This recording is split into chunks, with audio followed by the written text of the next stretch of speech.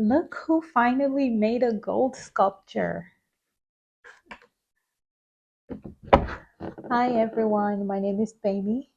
My brand is TheZenDoc. If you're new here, welcome to my channel. If you're not, welcome back. If you've seen any of my other videos in the past, you know that I am obsessed with making metallic sculptures. And one color that I've been looking to make for quite some time now is gold. And behind the scenes, I have tried so many different types of gold paints and pigments, and they just were not doing it for me. And so I'm really, really excited to share the tutorial and the process, to share the tutorial and the process for how I made this sculpture. I'm just going to set it down on the stand next to me because it does weigh about 7 pounds. But yeah, I'm really excited to take you through the process, through the journey of the creation of this sculpture. Before we do that, though, if you're not subscribed, please, what are you waiting for? Support your girl. It does go a long way to support the work that I do and encourage me to continue to put out these videos. Thank you in advance. And if, like me, you're excited to get into the process of these sculpture in antique gold, then let's get into it.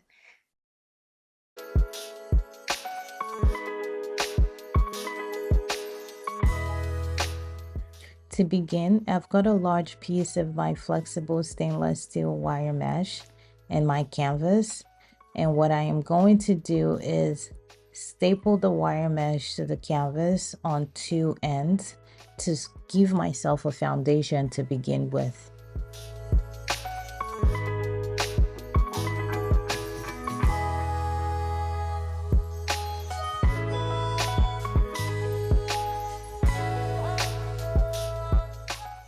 Kicking off with some good vibes, since I have music playing in the speakers, I take some time to dance and enjoy myself as I now begin to figure out the shape for my sculpture, molding the wire mesh to figure out the best frame possible or where or what direction I want to go.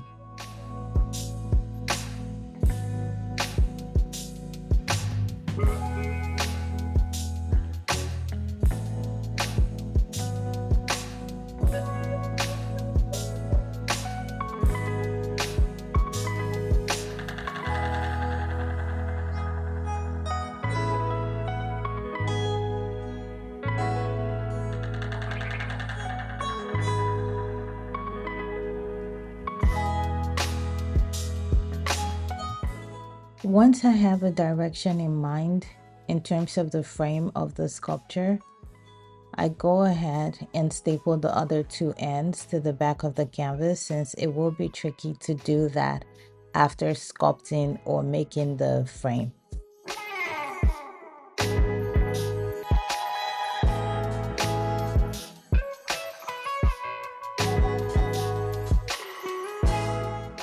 Next, I am molding the wire mesh to create the frame for my sculpture, using a hot glue gun to glue the wire mesh to the canvas in a way that allows it to hold the shape as I go along.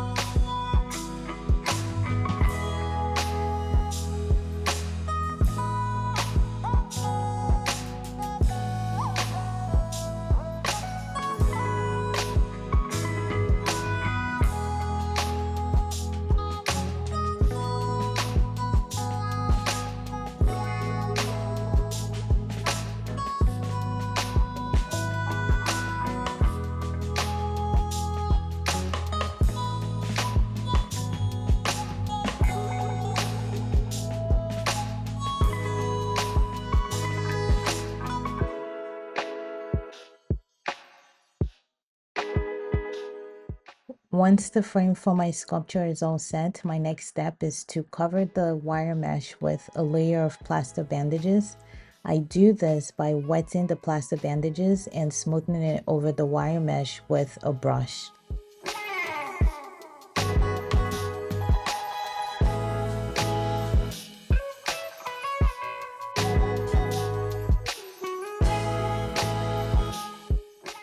I think I say this in all my videos, but it's always worth repeating. The reason why I always cover my wire mesh with plastic bandages is because the wire mesh I use is really flexible and it cannot necessarily hold the weight of my joint compound paste. And so once this plastic bandages begin to dry, it adds to the structural integrity of the wire mesh. And the second reason is if I try to apply my texture paste directly over the wire mesh, there will be a lot of mess because it will fall through that wire mesh. It's not impossible, but this is what I prefer to do.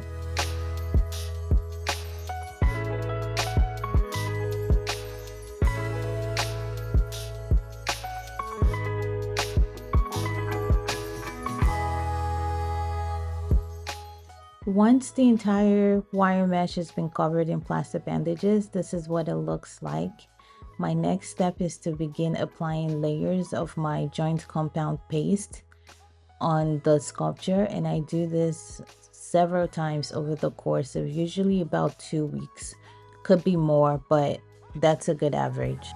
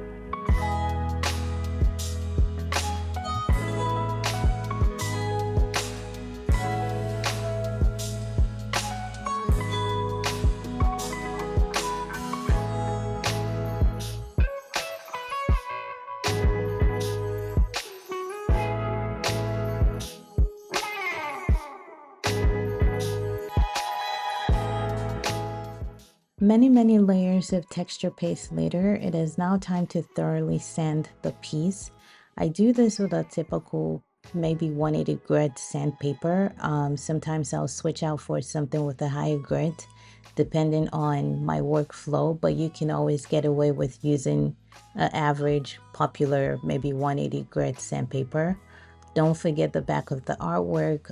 Also, don't forget to wear a respirator mask. You do not want to be breathing in all of this dust.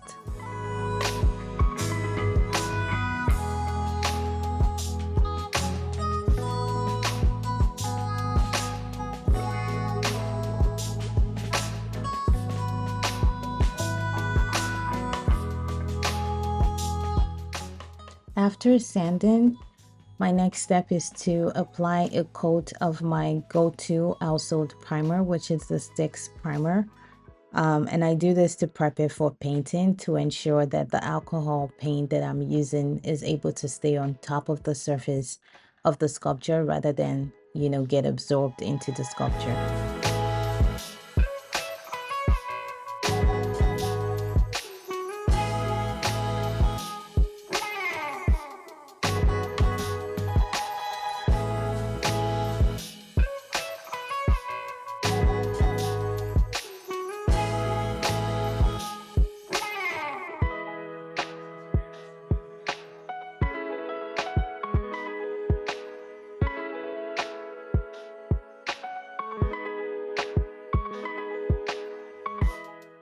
I waited about a day for the primer to fully cure, and then I went in with one coat of my matte black acrylic paint.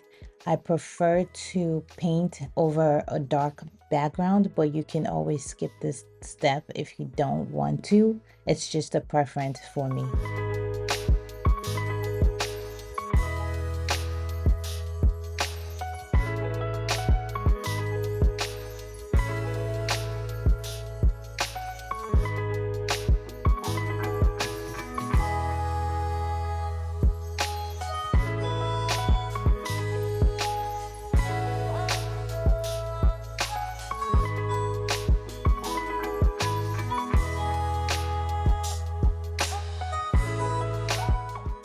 After waiting a couple hours for the black paint to dry, I am now painting it with the alcohol paint from Green Stuff World in Antique Gold. As I mentioned at the beginning of this video, I have been looking for gold paints like this for a while. And so I was really happy to find it because I've tried a couple of them in the past and they just weren't they weren't giving the finish that I needed. And so I was really excited to give this a try because it seemed like the answer to my prayers, and it was.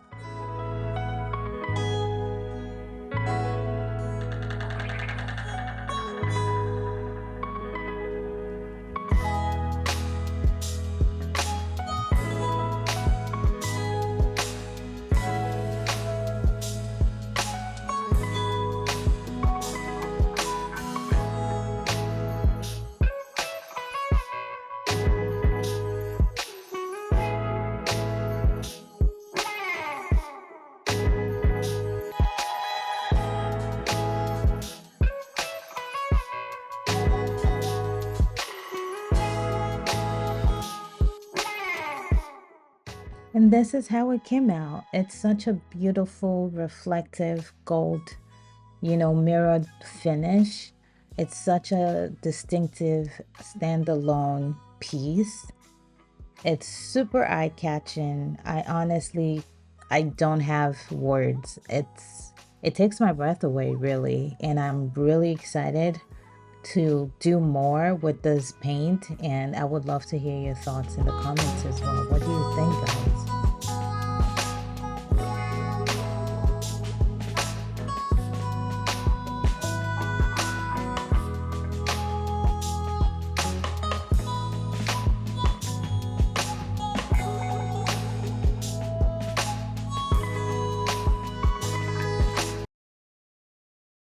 So that was the entire process, guys. What do you think?